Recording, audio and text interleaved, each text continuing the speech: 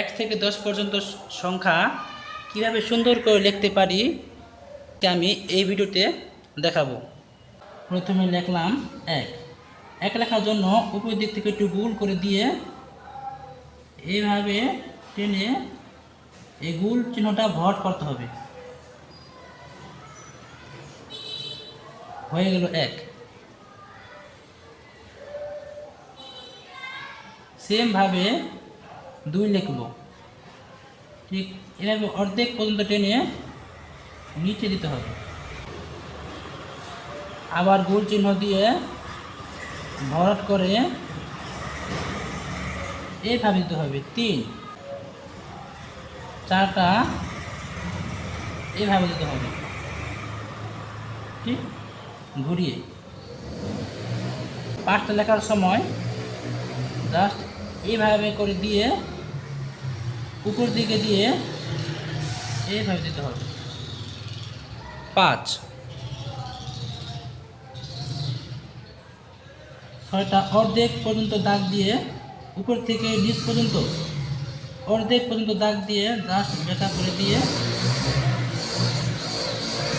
এইভাবে টেনে দিতে হবে। এই উপর দিক থেকে অর্ধেক পর্যন্ত দিয়ে এইভাবে করে ঘুরিয়ে 6 লিখবেন। 7 হচ্ছে গোল চিহ্ন দিয়ে এইভাবে বড় করে যা সোজা উপর থেকে নিচে দিবেন। 7 8টা উপরের দিক থেকে নিচে দাগ দিবেন, এরপরে গোল চিহ্ন দিবেন। দেওয়ার পরে ভালো করে খেয়াল করুন, ঠিক এইখান থেকে এইভাবে দিবেন বাঁকা করে। 8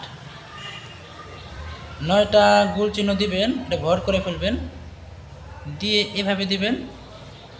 এখানে দেওয়ার পরে এইভাবে করে উপরের দিকে দিবেন 9। আর এই একের মতোই লিখব, এইভাবে করে